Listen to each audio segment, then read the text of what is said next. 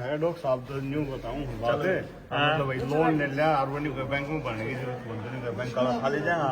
नहीं, पहली बात तो यह है जी, हमने अपने करियर में अभी तक 4 साल में जो ये लोन वाला मसला जब से शुरू किया है, हमने आज तक एक भी आदमी को ये नहीं कहा कि तुम लोन ले लो और भरना मत। ऐसा कभी नहीं कहा। हमने क्या कहा है कि बैंक ने आपको जो लोन दिया है वो फ्रॉड है और नकली है। वो साबित करने के लिए हमारे पास दस्तावेज है। आपने लोन ले रखा है और आप उसको चुकता नहीं कर पा रहे हो, परेशान हो, दुखी हो रहे हो और बैंक वाले परेशान कर रहे हैं, तो एक बार आवेदन लगा के चेक कर लो, पता कर लो बैंक वाले ठीक है, काम ठीक है। ये तो तब है जब आप भरे नहीं पा रहे, तो आपके पास कोई ऑप्शन ही नहीं है ना, तो एक बार लड़ाई लड़के देख लो। या फिर आपका बात समझ में आ गई है कि ये जो बात कह रहे हैं पैसे वाले मसले पे, रुपया मूल्य का मापक और शोषण का साधन, अपनी एक किताब है, घनश्याम वर्मा जी ने लिखी है, मैं उसका सह लेखक हूं। हमने उस किताब के अंदर जो आरटीआई के जरिए वर्मा जी ने जितने दस्तावेज इकट्ठे करे, उन सारों का विवरण उसके अंदर हमने दिया हुआ है। हम क्या कह रहे हैं, एक बार उन्हें समझ लो, देखो।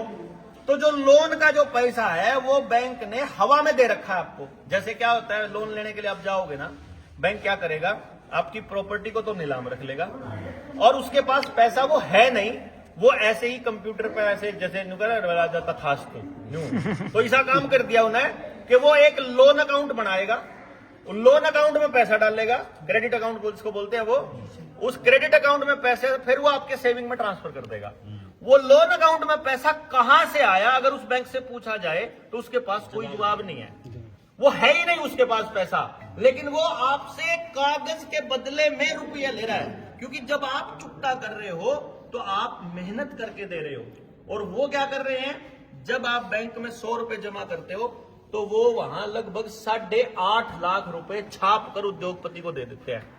आप 1000 रुपए जमा करते हो मेहनत के, 1000 रुपए की जो कीमत है ना, भारत के 1000 रुपए की कीमत बैंक वाले 85 लाख रुपए के बराबर है। 85 लाख। मैं आपको इसका एग्जांपल देता हूं। वैसे तो हमने सांजरवास जाना है अभी, ये तो बाय चांस बैग मेरे पास पड़ा था इसलिए मैं बताऊं आपने।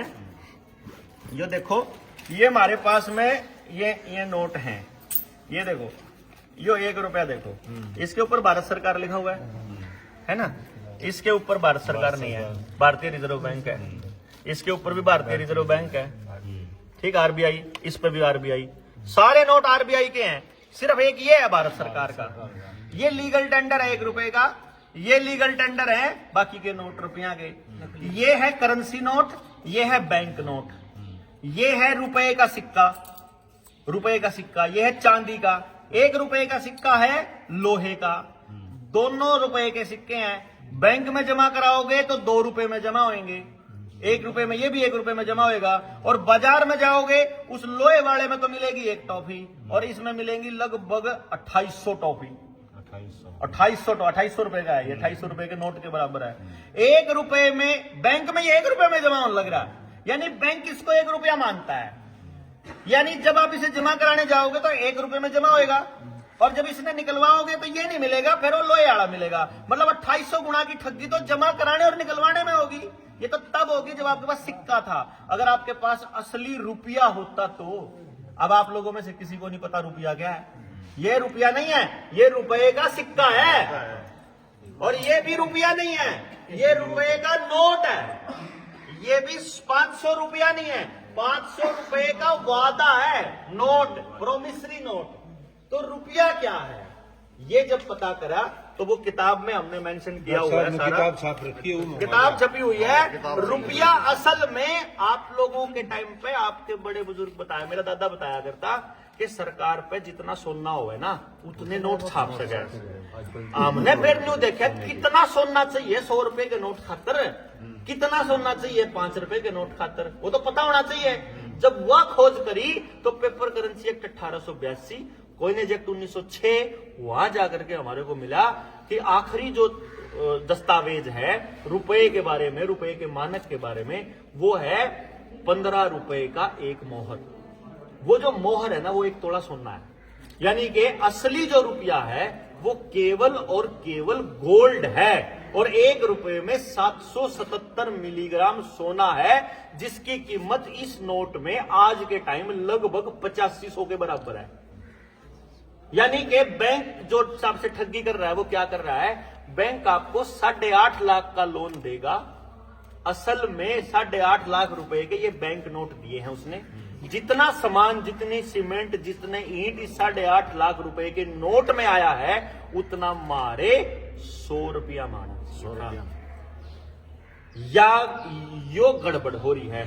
यानी कि 8.5 लाख रुपए का लोन 100 भारतीय रुपए चुका करके हम लोग कर सकते हैं। और अगर बैंक ने ये मान लिया ना कि उसने आपको रुपया नहीं दिया, नोट दिए हैं, वहीं बैंक फंसता है, आजीवन कारावास तक की सजा है उसको। हमारे पेपर, हमारे जो ये 489 थी ABCDE, जिसको अब BNS के अंदर 178 बना दी, 178 की सेक्शन 1 से लेकर 10 तक का, उसके अंदर पूरा मेंशन है ये नोट बैंक दे ही नहीं सकता, क्योंकि बैंक ने ये मानना हुआ है कि ये नकली है। हमारे पास कागज है उसके।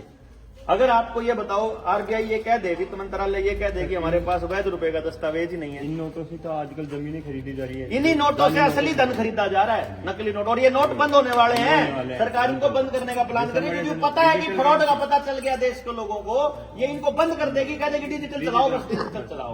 और डिजिटल का नाम, ये भी हो जाएंगे। डिजिटल का नाम जो है ना, वो क्या कर रहे हैं, डिजिटल को CBDC ई रुपया बोल रहे हैं, रुपया नहीं बोल रहे। भारत का रुपया अलग और ई रुपया अलग, ये ध्यान देना है। इसी खेल को समझना है बस आपने। और जो समझ लिया तो ऐसे लोन चुकता तो हम करेंगे, आपने क्या टेंशन है। आपने सिर्फ एक काम करना, गांव में किसी की जमीन नीलाम होती हो, गांव में जमीन नीलाम होने लग रही है, मैं गांव वाला तो हाथ जोड़ के एक बात कहूं, भाई गांव वाले बस एक बार टेस्टिंग खातर मारे वाला आवेदन लगवा दो, और बैंक वाला तो सिर्फ इतना कह दो कि जो इसमें लिख रखा है ना, उस पर तू जवाब दे दे बस। भाई लिखित में आवेदन ले रखा, लिखित में कॉन्ट्रैक्ट हो रहा, लिखित में सारा काम है, बैंक वालों से सिर्फ लिखित में ले लो कि जो बात है ना गलत है बस। और न्यू कहते क्यों गलत है मैं बता दो। अगर बैंक जवाब ना दे पाए फिर तो गलत होगा बैंक, और अगर बैंक फ्रॉड कर रहा है तो जमीन नीलाम होना ठीक है कि फिर फ्रॉड बैंक अगर नीलाम कर रहा है तो समाज की गलती है यार।